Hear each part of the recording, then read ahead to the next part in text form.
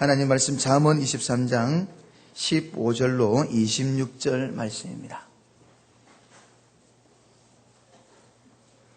하나님 말씀 잠언 23장 15절로 26절 말씀 우리 다 함께 교독하도록 하겠습니다. 내 아들아, 만일 내 마음이 지혜로우면 나 곧 내 마음이 즐겁겠고, 만일 내 입술이 정직을 말하면 내 속이 유쾌하리라. 내 마음으로 죄인의 형통을 부러워하지 말고 항상 여호와를 경외하라. 정령이 내 장래가 있겠고 내 소망이 끊어지지 아니하리라. 내 아들아, 너는 듣고 지혜를 얻어 내 마음을 정로로 인도할지니라. 술을 즐겨하는 자와 고기를 탐하는 자로 더불어 사귀지 말라. 술 취하고 탐식하는 자는 가난하여질 것이요 잠자기를 즐겨하는 자는 헤어진 옷을 입을 것임이니라. 너 낳은 아비에게 청종하고 내 늙은 어미를 경히 여기지 말지니라. 진리를 사고서 팔지 말며 지혜와 훈계와 명철도 그리할지니라.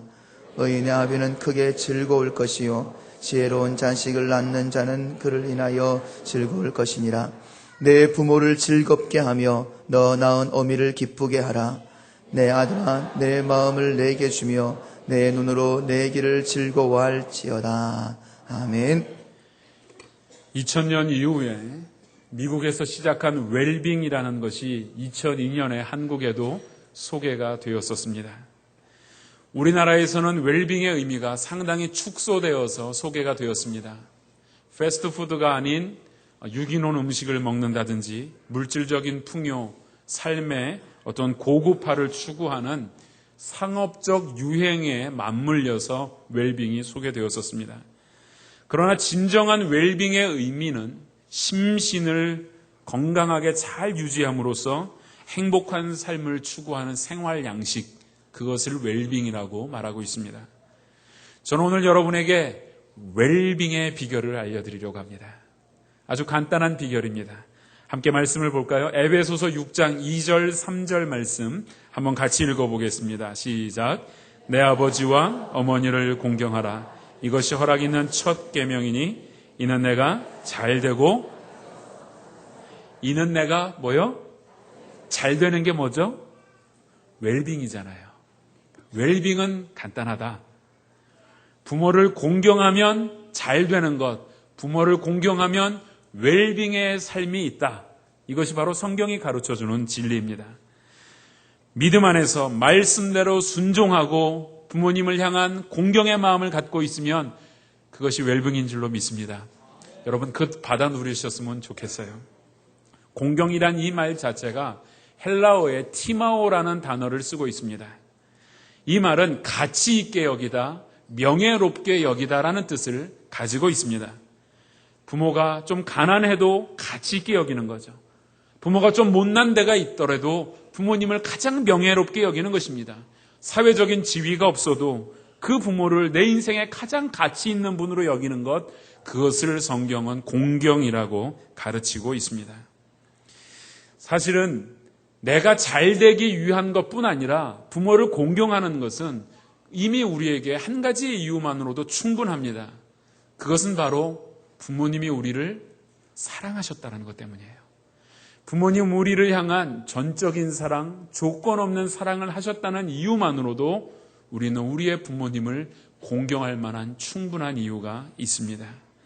정희성 씨가 쓴 어머니 당신만큼 사랑할 리 없습니다라는 책에 나오는 한 내용을 여러분에게 이 시간 소개하고자 합니다. 한 어머니는 홀로 6남매를 키우셨습니다. 이 어머니는 생선 장수였습니다. 어머니가 자식들 입에 밥술이라도 떠넣어줄 수 있는 길은 생선 다라를 머리에 이고 이 집 저 집 다리품을 파는 일이었습니다.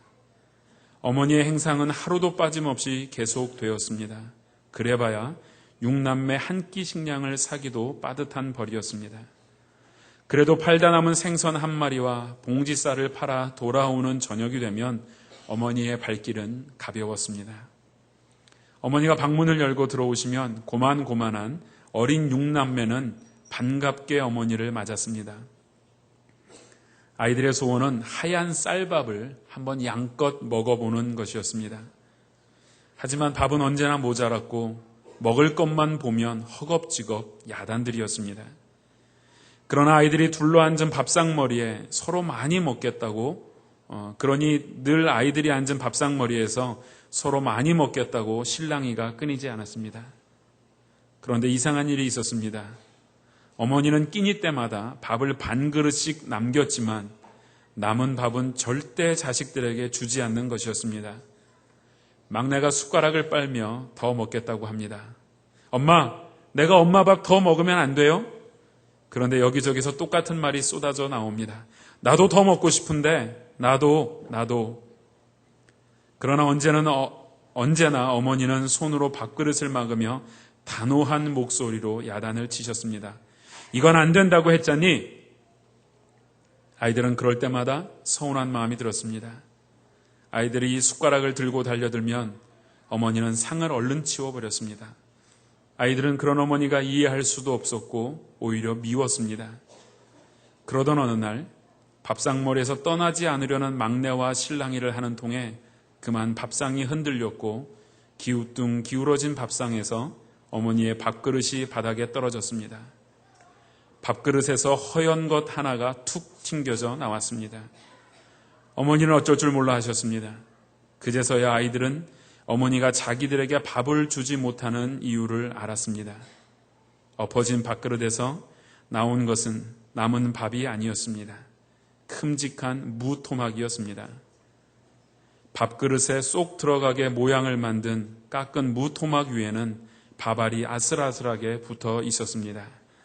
어머니는 자식들이 조금이라도 더 배부르게 먹게 하려고 물을 깎아서 어머니의 밥그릇의 반을 이미 채워 놓았던 것이었습니다. 사실 우리들의 부모님들이 우리를 키우실 때 다 그렇게 하지 않았나 라는 생각을 해봅니다. 우리들이 배를 부르게 하기 위하여 우리들의 부모님은 배고프셨습니다. 우리들에게 좀 더 맛있는 것, 좋은 것을 주시기 위하여 부모님들은 언제나 맛없고 거친 것을 드셨습니다. 우리들에게 좋은 것을 입히기 위하여 우리의 부모님들은 1년 12달 같은 옷을 입으셨습니다. 우리가 웃고 있을 때 우리의 부모님들은 남몰래 눈물을 흘렸던 분들입니다. 나의 평안을 위해 부모님은 평안을 마다하셨습니다. 내가 오늘 누리는 것을 위해 그 반대편에서 부모님들의 수고가 있었다라는 사실입니다. 사실 어머니뿐들만이 아닙니다. 제가 어머니 얘기만 하니까 우리 아버지 되신 분들이 조금 속상한 표정을 짓고 있는 것 같아요. 아버지들 역시 마찬가지 아니겠습니까? 아버지들의 수고는 잘 우리의 눈에 보이지가 않습니다. 밖에 나가 계신 그 시간 동안 아버지들은 참 외로운 싸움을 하고 있다는 사실입니다. 아버지들이 얼마나 수고를 많이 하는지 여러분 아십니까? 아세요? 저희 집 아이들은 돈은 엄마가 벌어오는 줄 압니다. 왜냐하면 용돈은 엄마가 주기 때문이에요. 아빠는 용돈을 한 번도 준 적이 없어서 우리 아빠는 돈도 안 벌고 맨날 교회만 가 있다. 이렇게 생각을 하는 것 같습니다. 사실 아버지들의 수고가 이렇게 보이지 않게 가정의 기초를 다지고 있지는 않습니까? 바로 이런 아버지와 어머니들이 오늘 계시기 때문에 내가 오늘 이 자리에 있는 것이 아닙니까? 사도 바울이 나의 나 된 것은 하나님의 은혜라는 고백을 했습니다. 그런데 또 2차적으로 볼 때 하나님의 은혜 다음에 나의 나 된 것은 부모님의 은혜가 아닙니까? 그러면 우리가 이런 부모님들에게 어떻게 보답하는 인생을 살아갈 수가 있겠습니까? 여러 가지가 있을 것입니다. 좋은 것 해드릴 수 있습니다. 맛난 것 사드릴 수도 있어요. 그분들이 여행할 수 있도록 도와드릴 수도 있습니다. 물질적으로 돌봐드릴 수도 있습니다. 그러나 성경 오늘 잠언서에서는 아주 중요한 한 가지를 강조하고 있습니다. 강조를 한다는 말은 가장 많이 사용하고 있는 단어가 무엇인가를 살펴보면 그 본문에서 강조하는 바를 찾아볼 수가 있습니다. 한번 찾아볼까요? 어떤 단어가 가장 많이 나오고 있습니까? 15절에 나 곧 내 마음이 뭐라고요? 즐겁겠고 16절에 내 속이 유쾌하겠다. 유쾌한단 말은 즐겁다라는 말이죠. 24절에 의인의 아비는 크게 즐거울 것이다. 지혜로운 자식을 낳은 자는 그를 인하여 즐거울 것이다. 내 부모를 25절에 내 부모를 즐겁게 하며 너 낳은 어미를 기쁘게 하라. 성경에 가장 많이 나오는 단어가 뭐죠? 즐겁다 이 이야기입니다. 그래서 오늘 설교의 제목이 부모님에게 즐거움을 드리는 자녀가 되자. 바로 그런 제목입니다. 부모 공경은 뭐니 해도 뭐니가 아니라 부모님을 즐겁게 해드리는 것, 그것이 가장 좋은 공경의 방법이다. 성경은 그렇게 가르치고 있습니다. 첫째, 우리가 부모님을 즐겁게 해드릴 수 있는 방법은 자식이 지혜로우면 즐겁다라고 성경은 가르쳐주고 있습니다. 15절을 보니까 내 아들아 만일 내 마음이 지혜로우면 나 곧 내 마음이 즐겁겠다. 이렇게 얘기를 하셨어요. 24절 하반절에서는 지혜로운 자식을 낳은 자는 그를 인하여 즐거워할 것이다. 지혜로운 자녀는 곧 부모의 기쁨이라는 것입니다. 자녀들이 분별력을 가지고 지혜롭게 자라야 바로 부모가 즐거워한다는 것입니다. 지혜라는 말은 살아가는 기술이 있다는 뜻이에요. 살아갈 때 지혜를 가지고 살아간다는 것입니다. 지혜의 반대말은 어리석음이라고 말할 수 있습니다. 어리석다라는 이 단어는 영어에서 absurd라는 단어를 썼는데 그 단어의 원뜻은 라틴어에서 왔어요. 귀머거리가 되다라는 뜻이에요. 어리석다라는 얘기는 귀머거리다라는 뜻입니다. 말씀을 듣지 않는다라는 거죠. 지혜롭지 못한 것은 말을 듣지 않는 것입니다. 특별히 부모님의 말씀을 귀 기울이지 않는 것을 보고 성경은 어리석다, 지혜롭지 못하다 이렇게 말씀하고 있습니다. 그래서 에베소서 6장 1절에서 지혜로운 자가 하는 것은 바로 자녀들아 너희 부모를 주 안에서 뭐 하라고요? 순종하라. 이것이 옳다라고 가르치고 있습니다. 순종은 듣고 하는 것입니까? 듣지 않고 하는 것입니까? 순종은 들을 때 가능한 것입니다. 부모님의 말씀을 들을 때 바로 순종할 수가 있는 것입니다. 부모님의 말씀을 따르고 그 말씀을 순종하는 것, 그것이 지혜다. 그렇게 말씀하고 있습니다. 현풍박씨 가문이 있었습니다. 이 가문은 아직 예수를 믿지 않는 가문이었어요. 그런데 그 가문이 어쩐 일인지 예수님을 믿는 며느리를 보게 되었습니다. 이 며느리는 늘 시어머니를 공경하고 어떠한 말이든지 순종하기로 유명한 그러한 며느리였습니다. 동네에도 소문이 자자했습니다. 그 며느리에 대한 칭찬이 늘 있었어요. 어느 날 남편은 일을 나갔습니다. 아내는 이웃집에 가서 일을 도와주고 돌아왔습니다. 점심때가 되어 어머니의 점심상을 차려주려고 돌아왔을 때 희한한 일이 집안에서 벌어지고 있었습니다. 바로 시어머니가 3살 된 손자의 목을 타고 앉아있는 것이었어요. 깜짝 놀란 며느리가 아니 어머님 뭐 하십니까? 하고 물었습니다. 그때 어머니는 내가 마침 닭고기가 먹고 싶던 참에 웬 닭이 내 방에 들어와 지금 닭을 잡는 중이다. 이렇게 얘기했어요. 어머니가 치매에 걸려 있었던 것이었습니다. 그래서 며느리는 얼른 어머니 제가 잡을 테니 비키십시오 하고 그 아이를 보니 이미 숨이 끊어져 있었습니다. 죽은 아이를 자기들 방에 누이고 그리고 닭을 잡고 있는데 그 며느리의 눈에선 하염없는 눈물이 쏟아져 나왔습니다. 그것도 모른 채 그 치매에 걸린 시어머니는 얼른 닭을 고아달라고 난리였습니다. 남편이 들에서 돌아왔습니다. 아내가 눈물을 흘리며 닭을 잡고 있는 모습을 보았습니다. 그리고 아내에게 그 이유를 물었지만 아내는 대답하지 않고 잠시 기다리라고 말하고 닭을 고아서 어머니께 드렸습니다. 어머니는 입을 한 방만큼 벌리고 좋아하며 상을 받아 맛있게 잡수셨어요. 그제야 남편을 이끌고 방에 들어와 자초지종을 이야기했습니다. 아내가 말없이 순종한 모습에 남편은 감동을 받았습니다. 그래서 남편이 말하기를 이미 아이는 죽었으니 어찌할 수가 없구나. 당신이 내 어머니를 이렇게 잘 공경하고 순종해 주니 내가 너무 고맙다라고 말하며 그가 드디어 교회에 가게 되었다고 합니다. 그렇게 해서 온 집안이 구원의 반열에 들어섰습니다. 그리고 하나님께서는 축복하셔서 또 다른 아이를 선물로 주셨다고 합니다. 사실 부모를 순종하고 공경한다라는 것은 어떠한 이기적인 태도도 있어서는 안 되는 것입니다. 공경한다는 말은 이기적인 동기로 시작되는 것이 아닙니다. 부모의 재산 때문에 공경하십니까? 부모가 가지고 있는 그 어떤 것 때문에 공경을 하십니까? 공경은 자식으로서 어쩔 수 없기 때문에 마지못해서 순종하는 것을 공경이라고 말하지 않습니다. 공경은 의무감에서 하는 것도 아닙니다.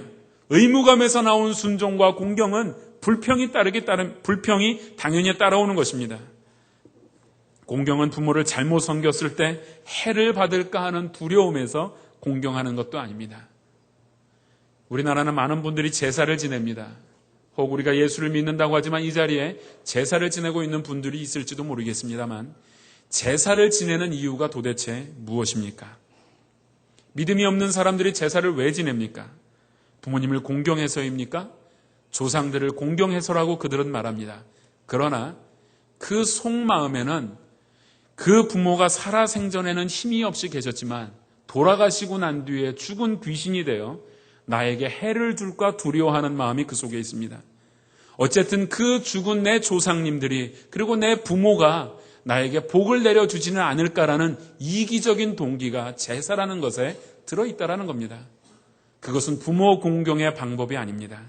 성경은 그것은 죄라고까지 이야기했습니다. 해를 당하지 않기 위해서 두려움 때문에 순종하고 공경하는 것, 그것은 진정한 공경이 아니라는 것입니다. 그러면 우리가 어떻게 부모를 공경해야 합니까? 부모님의 존재를 늘 인정하는 것, 그것이 공경의 첫걸음입니다.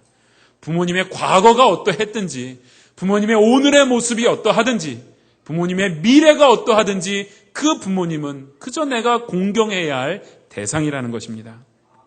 가정의 행복은 이미 갖추어 놓은 기성품이 아닙니다. 아브라함을 생각해 보십시오.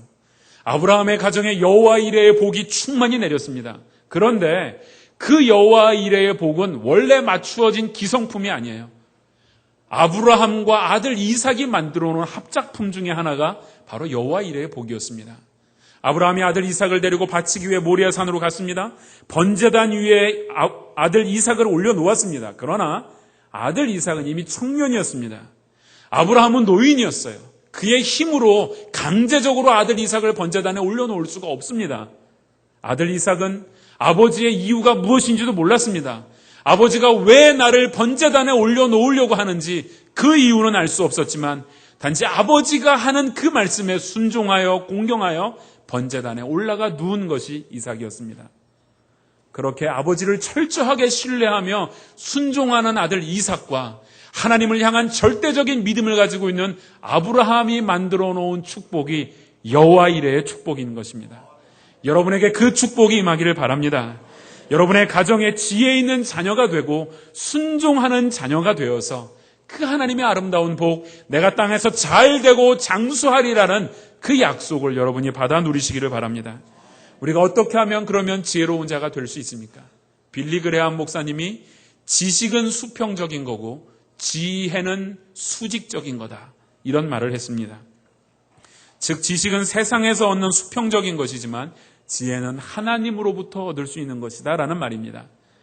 그래서 성경에서 후히 주시고 꾸짖지 아니하시는 하나님께 지혜를 구하라, 그리하면 주시겠다라고 약속했습니다. 하나님이 주시는 지혜 있는 자는 믿음을 가지고 부모님을 보게 됩니다. 그때 부모님을 공경할 수가 있는 거죠. 진심으로 부모님을 공경할 수가 있게 되는 것입니다. 사실 믿는 자들의 모든 인간관계는 말씀을 통해서 이루어져야 합니다. 성경이 갖고 있는 관이 두 가지가 있습니다. 하나는 미러의 이미지입니다. 즉 거울의 이미지예요.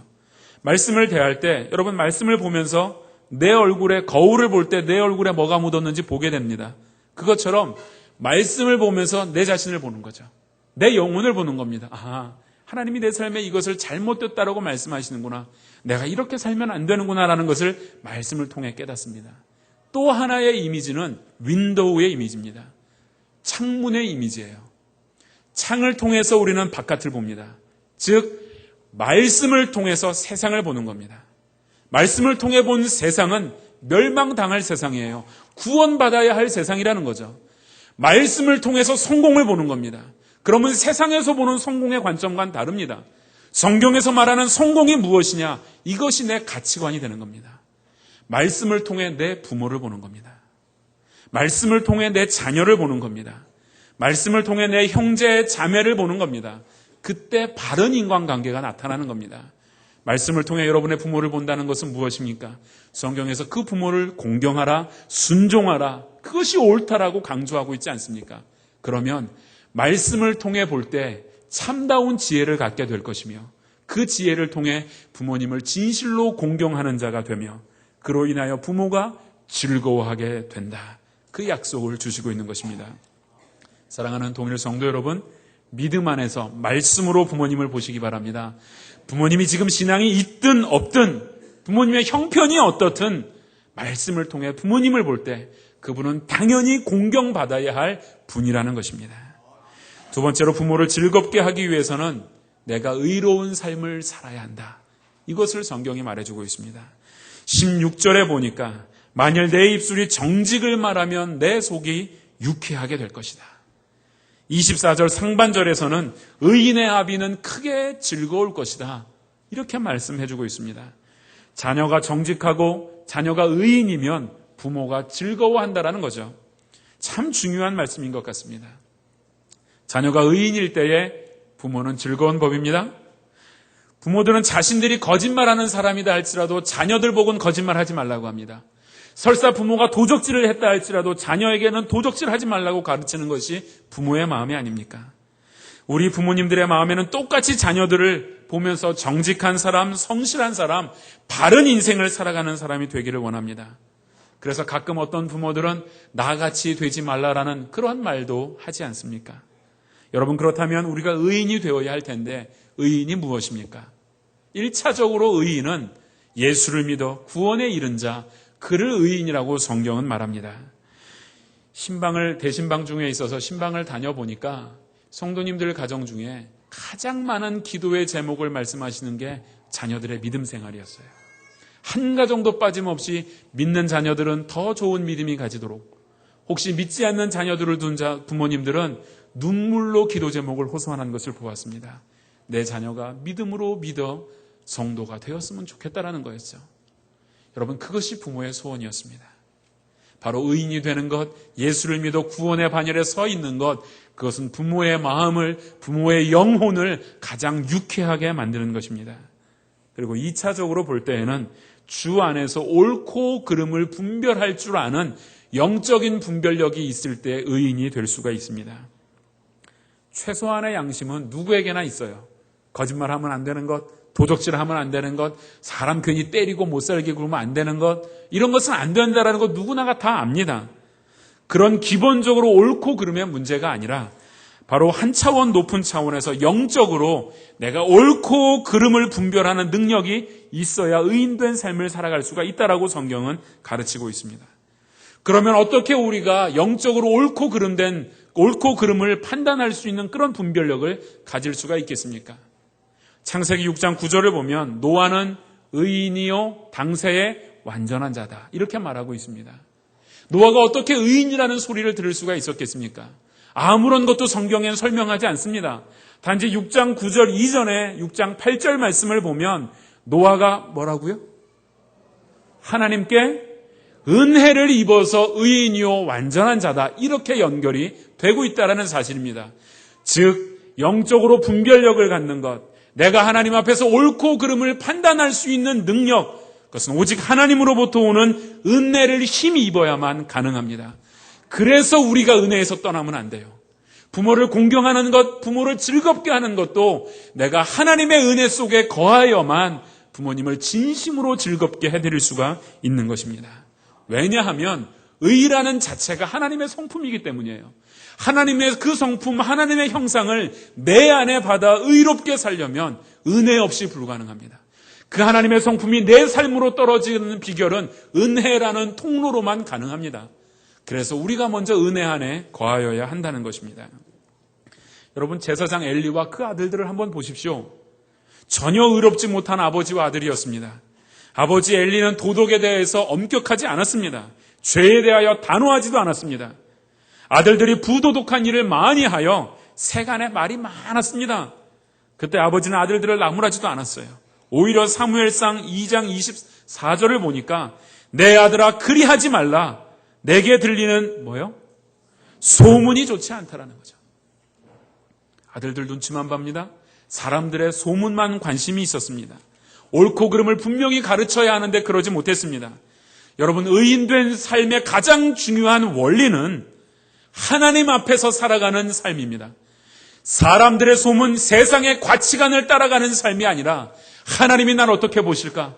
내가 코람데오의 정신, 신전의식을 가지고 살아가는 그 삶, 그것이 의인이 되는 비결인 것입니다.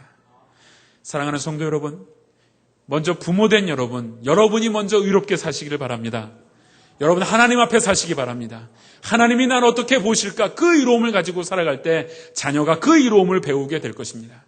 자녀된 성도 여러분, 부모님을 즐겁게 하는 그 비결은 내가 하나님 앞에서 정직하고 거룩하게 의를 이루면서 살아갈 때 우리의 부모들은 진정으로 기뻐하게 될 것입니다.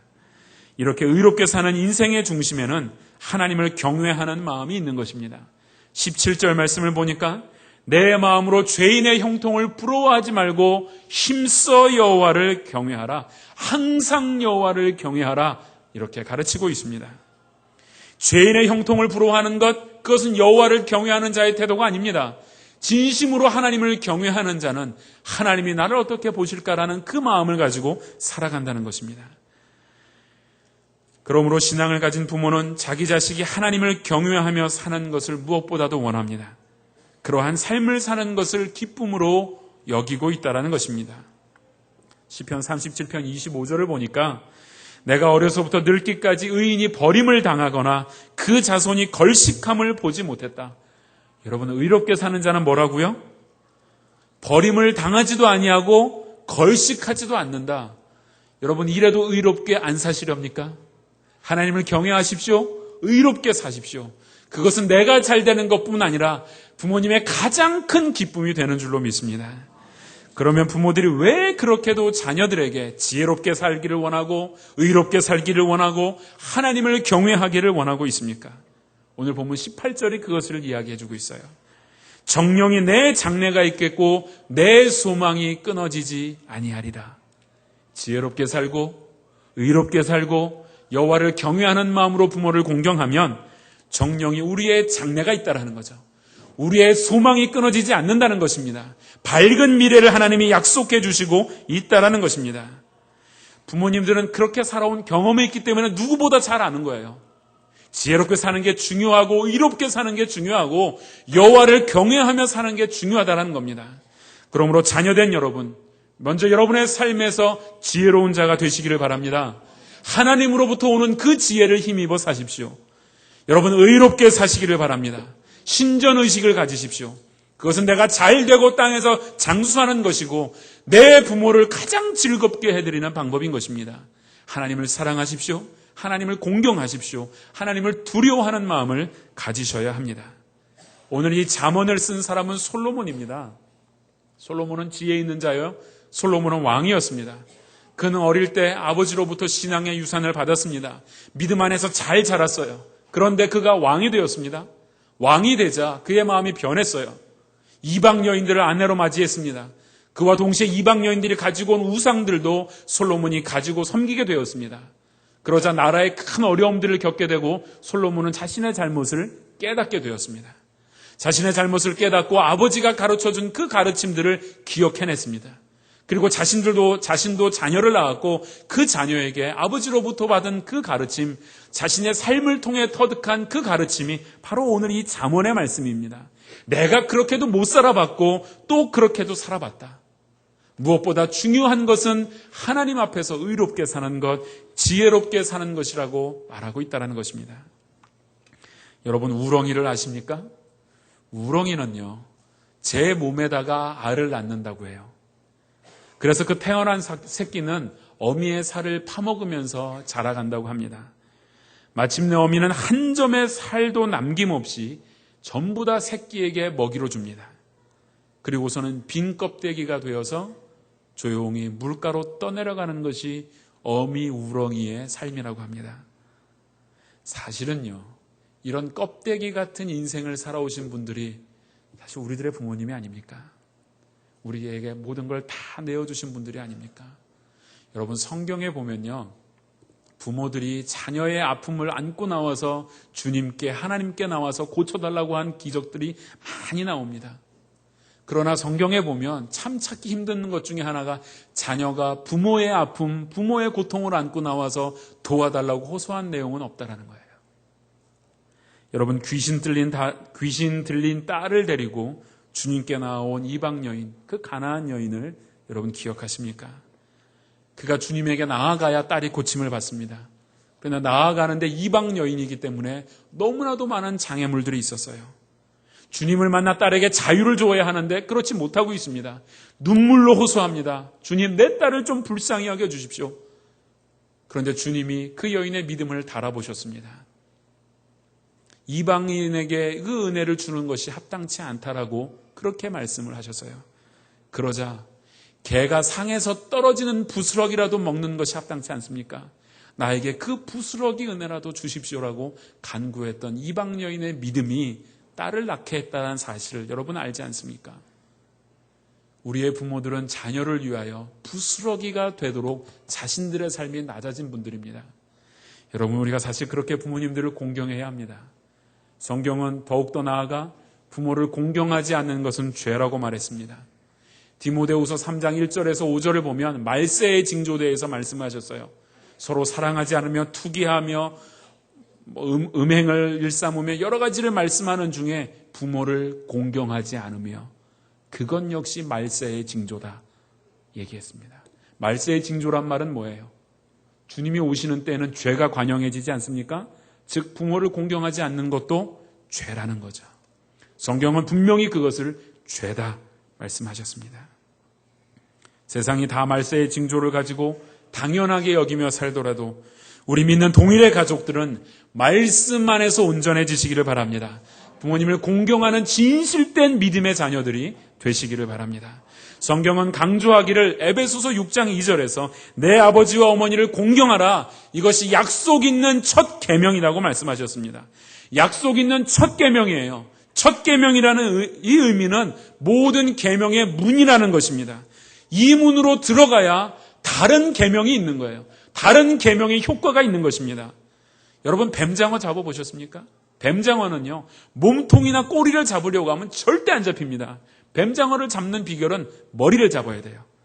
여러분, 그런 것과 같아요. 머리를 잡아야 몸도 꼬랑지도 따라오는 것처럼 부모 공경의 계명은 머리와 같습니다. 이 계명을 지키는 자가 모든 계명을 온전히 지킬 수가 있습니다. 이 계명을 지키지 못하는 자는 어떠한 계명도 온전히 지키는 것이 아니라는 것입니다. 이 계명은 약속이 있습니다. 잘되고 땅에서 장수하는 것입니다. 하나님이 부모를 순종하는 자에게 축복해 주신다 약속하셨습니다. 사랑하는 성도 여러분, 여러분의 부모님을 공경하시기 바랍니다. 이 시간 부모된 성도 여러분, 지금까지도 자녀들을 조건 없이 사랑해 오셨어요. 그러나 여러분, 무엇보다도 자녀들에게 지혜를 가르쳐 주십시오. 하나님을 경외함을 가르쳐 주십시오. 하나님을 모시고 살아가는 삶이 무엇인지를 믿음으로 보여주십시오.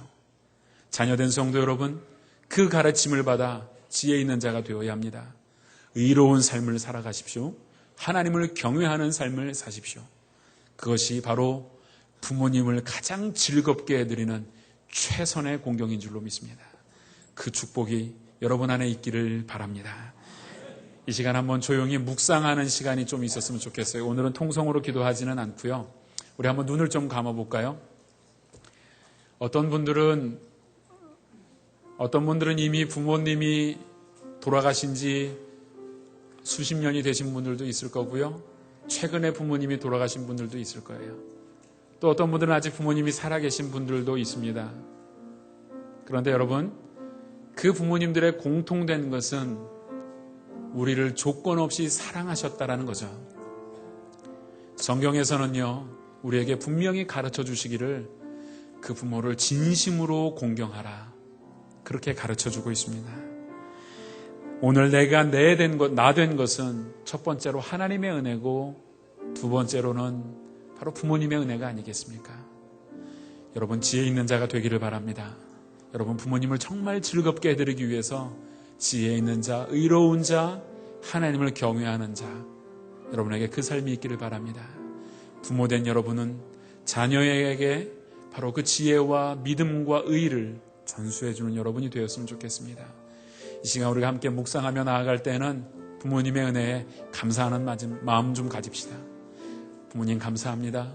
나를 있게 하신 그 부모님, 그 은혜에 감사하며 우리가 마음으로 묵상하며 하나님 앞에 나아가기를 바랍니다. 하나님께서 오늘 나를 나되게 하시는 것은 하나님의 귀한 은혜가 있는 줄로 믿습니다. 하나님 앞에서 소망이 있는 것은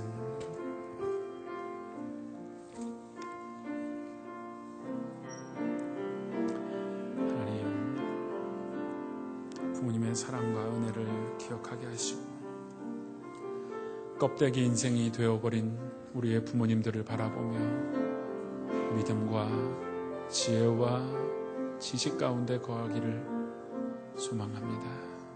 어떠한 일이 있더라도 순종하는 자리에 서게 하여 주시옵소서. 하나님 은혜를 감사를 드립니다.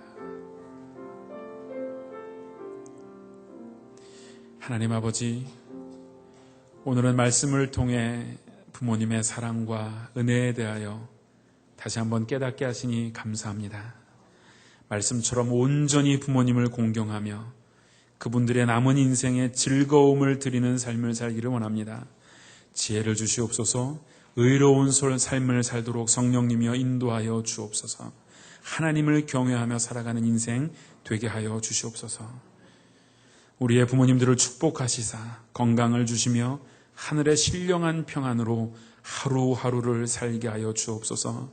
사시는 날 동안에 주로 인하여 기뻐하게 하시고 우리 자녀들로 인하여 즐거움을 갖게 하여 주옵소서. 오늘도 주님께 예물을 드립니다. 이 예물을 바친 마음의 중심을 보아주시고 형통케 되는 역사가 있게 하여 주옵소서. 주 예수 그리스도의 이름으로 기도드립니다. 아멘.